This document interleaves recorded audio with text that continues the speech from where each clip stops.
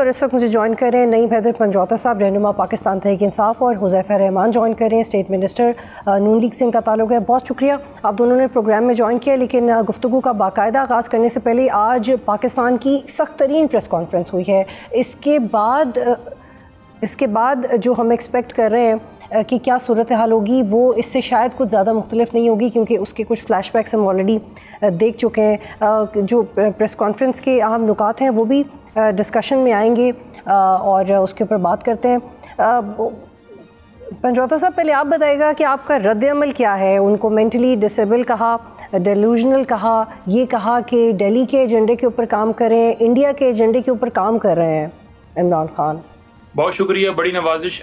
चलें, बड़ा वाज़ह खुल के उन्होंने जो इजहार किया, उन्होंने बयान किया, वो बड़ा वाज़ह है कि वाकई तमाम मामलात में वो इंटरेस्ट रखते हैं पॉलिटिक्स के अंदर। और अगर इमरान खान साहब जो हैं वो इररेलेवेंट हो गए हैं, उनकी सियासत ख़त्म हो गई है, तो फिर उनका बयानिया चलने दीजिए, फिर उन्हें आने दीजिए। क्योंकि इररेलेवेंट बंदा हो जाए तो उसकी तो फिर नहीं होती ना फिक्र कि उस पर पाबंदी लगाएं। लेकिन पंजौता साहब, अभी सिर्फ इररेलेवेंट, सिर्फ ये बात नहीं है कि आपके मुताबिक वो इररेलेवेंट नहीं हुए, इस दफ़ा उन्होंने उनको बाकायदा नेशनल सिक्योरिटी थ्रेट भी कह दिया।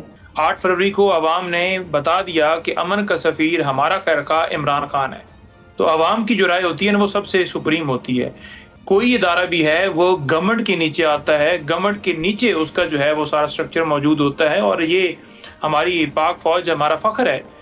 लेकिन देखें, किसी शख्स को आकर इस तरह का बयान एक साबिक वज़ीर-ए-आज़म के हवाले से, जो दिलों की धड़कन है, उसको नहीं देना चाहिए। आप अगर नुमाइंदगी कर रहे हैं तो बतौर नुमाइंदा आपको जिम्मेदारी का मुजाहरा करना चाहिए। ठीक है, लेकिन पंजौता साहब, ये इसका एक छोटा सा बैकग्राउंड है और मैं चाहती हूँ कि हम इसके ऊपर खुल के बात करें, क्योंकि अब खुल के ही बात हो रही है और अब कोई ऐसा लिहाज रह नहीं गया, कोई लीगली या पॉलिटिकली बहुत खुल के इसके ऊपर बात हो रही है। पंजौता साहब, अफ़गानिस्तान की मीडिया से डिसइंफॉर्मेशन आई, उसको जवाब देना पड़ा पाकिस्तानी मीडिया को, इदारों को।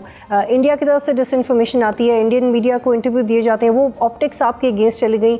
बहुत सारे ऐसे पॉलिटिकल मिसडिसीजंस हुए हैं आपकी तरफ से, जिसकी वजह से ये प्रेस कॉन्फ्रेंस हुई है। पंजौता साहब, देखिए, इंडिया की तरफ से कोई खबर आई है, अफगानिस्तान की तरफ से आई है, तो इमरान खान ने तो नहीं चलाई ना, उन्होंने चलाई है, उन्होंने बयान किया है। हमने यही कहा कि इमरान खान साहब को आपने आइसोलेशन के अंदर रखा हुआ है, आप मिलवा दें।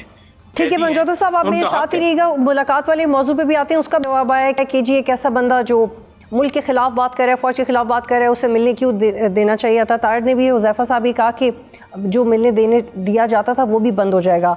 अब do you stand by what DGISPR has said and said so openly that it is now going to make the position of the government questionable, और PTI के लिए तो है भी, क्योंकि गवर्नमेंट के लिए भी बहुत सारे क्वेश्चंस आ जाएंगे अब।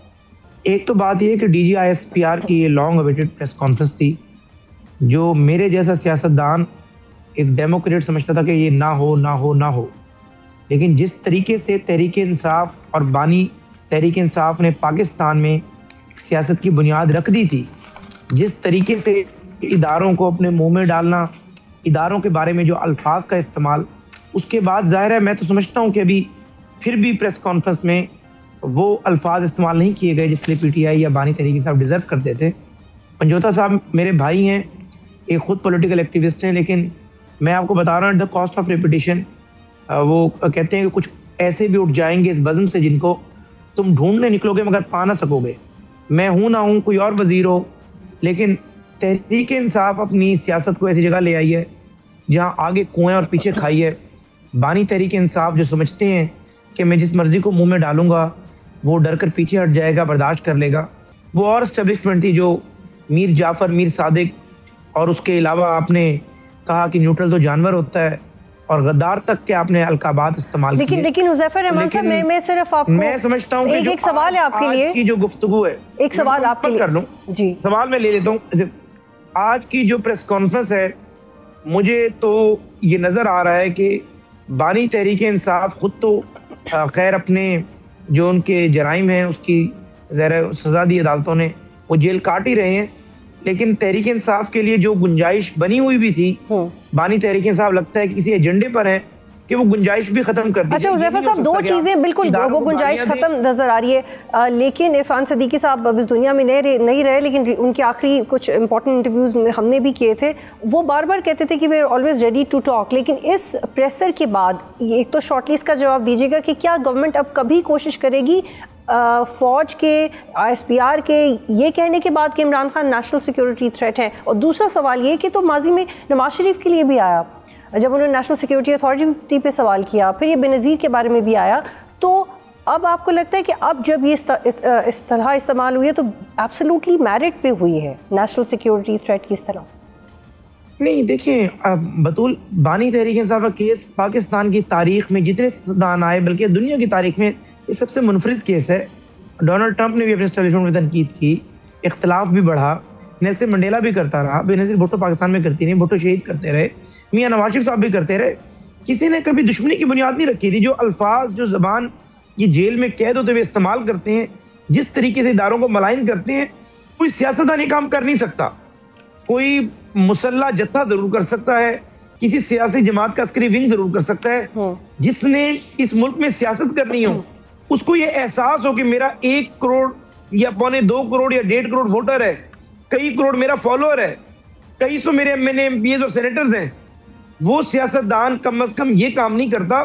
सियासतदान का लफ्ज तो बना ही मेरे ख्याल से बानी तहरीक के साथ। आप ये कह रहे हैं कि जो एक थोड़ा सा लिहाज था वो PTI की तरफ से करने चाहिए था। मैंने आप कर लें गुफ्तगू जी। मैं इतनी अहम बात कर रहा था, आपको मैं हैरान हूँ कि सहाफ़ी की तो एक हिस्स होती है कि वो फौरन जज कर लेते कि मैं अगली बात क्या करने जा रहा हूँ। खैर मैंने, अब आप करें, वो तो बात का टेम्पो टूट गया। इंपॉर्टेंट बात मैं आपके प्रोग्राम से करना चाह रहा था, बस मैंने जो बात रखनी थी रख दी। हुज़ैफा साहब, एक्चुअली वक्त हमने इक्वली डिवाइड करना होता है, इसलिए मैं गुजारिश ये कर रहा था, हाँ नहीं ठीक है, मैं गुजारिश ये कर रहा था कि दी प्रिंस वो किताब है जिसकी बुनियाद पे सियासत की जाती है, और जिस तरीके से मैकियावेली ने सियासत की, जो रमूज़ औकाफ दुनिया को बताए, बानी तहरीक इंसाफ ने तो शायद कभी वो पढ़ी भी नहीं होगी। उन्हें इस बात का एहसास ही नहीं है कि सियासत के अंदर आपने गुंजाइश निकालनी होती है। सियासत में ये सूरत हाल नहीं होती कि एक मुल्क की मुसल्लह अफवाज का तर्जमान आपकी हर्जा सराई के बाद मजबूर हो जाए कि वो उन इशूज को रिस्पॉन्ड करे।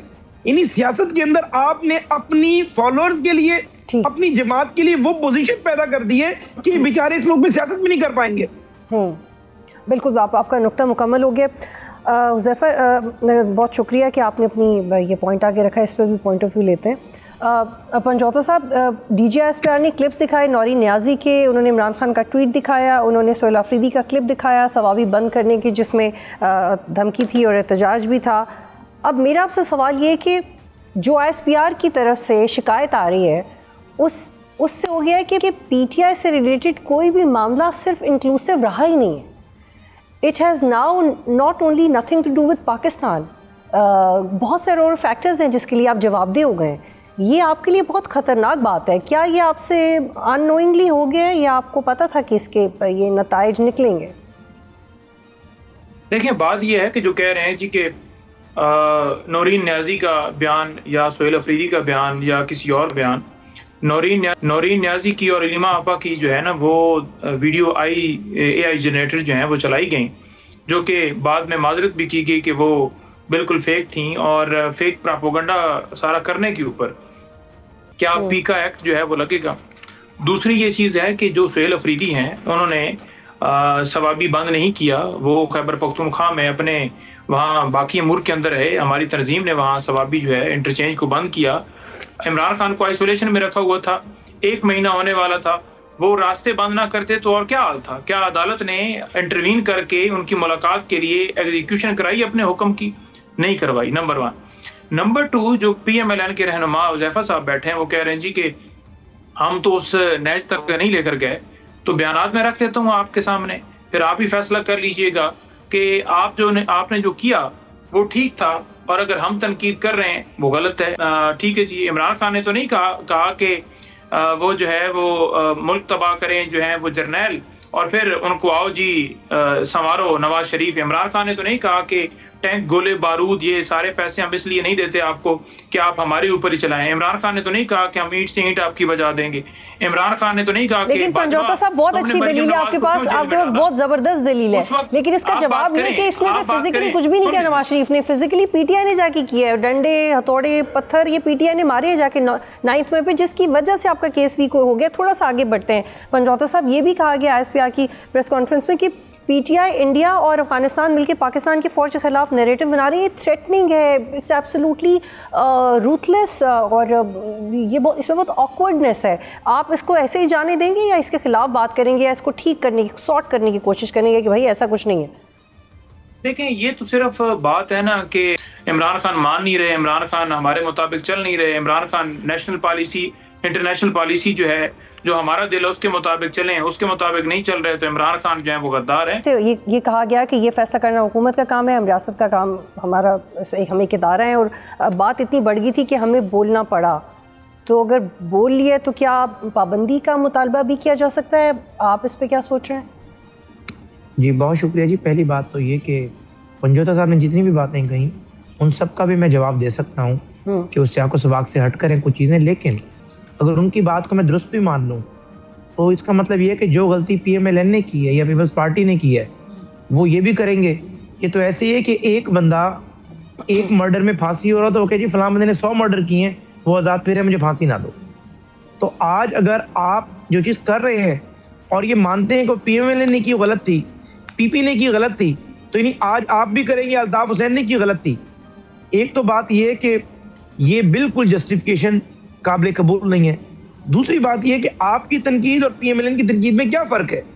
PMLN ने तनकीद की एक इशू के ऊपर, उसके बाद ज़ाहिर है नेगोशिएशंस भी की, बातचीत हुई, बातचीत ख़त्म हो गई। आप तो तनकीद बराए तनकीद कर कर दुश्मनी कन्वर्ट कर चुके हैं। आज तक इस PMLN के बंदे ने कहा है DGC को या सेक्टर कमांडो के मिस्टर X मिस्टर Y, किसने कहा है कि आप मुसल्लह अफवाज के सरबराह को कहेंगे मीर जाफर मीर सादिक? किसने कहा है कि आप कहें कि जी न्यूट्रल तो जानवर होता है? एक आपकी इंतहा थी, आप कहते थे आर्मी चीफ कौम का बाप होता है, और जब जनरल बाजवा ने आपका साथ देना बंद किया तो आपने मीर जाफर मीर सादिक कह दिया। आज तक किस पार्टी ने काम किया कि 9 मई को आपने बाकायदा GHQ पे हमला कर दिया, कोर कमांडर के घर तो हुज़ैफा साहब इसका मतलब ये कि आप पाबंदी लगा रहे हैं, पीटीआई पे पाबंदी लगा रहे हैं? उसके बाद आप लोग कहते हैं वो लोग हमारे नहीं थे। वीडियोस में सफेवल के रहनुमा मौजूद है, MN MPs मौजूद है। जी हुज़ैफा साहब काइंडली सवाल, क्या आप पीटीआई पे पाबंदी लगा रहे हैं? नहीं देखिए, ये मैं तो अगर DG ISPR की मैंने प्रेस कॉन्फ्रेंस पूरी सुनी नहीं, मैं अपने हल्के में मौजूद हूँ। आपकी गुफ्तगू से ही मुझे उनकी प्रेस कॉन्फ्रेंस के सियाको सबाक का पता चला। लेकिन देखिए, पाबंदी का फैसला पहले भी अता तारड़ साहब ने प्रेस कॉन्फ्रेंस की बाद ज़रा मटेरियलाइज नहीं हो, ज़रा कैबिनेट मीटिंग होगी, कैबिनेट में मशवरा होगा, किया जाएगा। लेकिन कहा है उसके बाद आप कैबिनेट की मीटिंग बुलाएंगे और इस पे गुफ्तगू करेंगे कि पाबंदी होनी चाहिए या नहीं। This is what you said. DG ISPR ने अगर ये कहा है कि कैबिनेट में चीज़ डिस्कस की जाएगी, जाहिर है वो एक जिम्मेदार पोजीशन पर है, एक 3 स्टार जनरल है, एक मुसल्लह। उन्होंने कहा कि आपने डिसाइड करना है कि पीटीआई पे पाबंदी होनी चाहिए नहीं होनी चाहिए, आपने, गवर्नमेंट ने डिसाइड करना। जी वही मैं अर्ज कर रहा हूँ ना कि अगर उन्होंने जो बातें कही हैं, एक तो हम उससे सहमत हैं, उसे एंडोर्स करते हैं। ज़ाहिर मामला कैबिनेट में आएगा, कैबिनेट में 50 के करीब मेंबर्स हैं कैबिनेट के, हर बंदे की अपनी एक राय होगी। और जाहिर है अगर एक इतने तहफ़्फ़ुज़ात रखता है गवर्नमेंट, तो पहले से तहफ़्फ़ुज़ात थे पड़े, तो जाहिर है पाबंदी कोई खारिज इम्कान नहीं है, पाबंदी लगाई जा सकती है, इसमें कोई ऐसी चीज़ नहीं है। ठीक, बहुत शुक्रिया आप दोनों का प्रोग्राम में ज्वाइन करने के लिए। सब्सक्राइब करें और बेल दबाएं ताकि कोई खबर रह न जाए।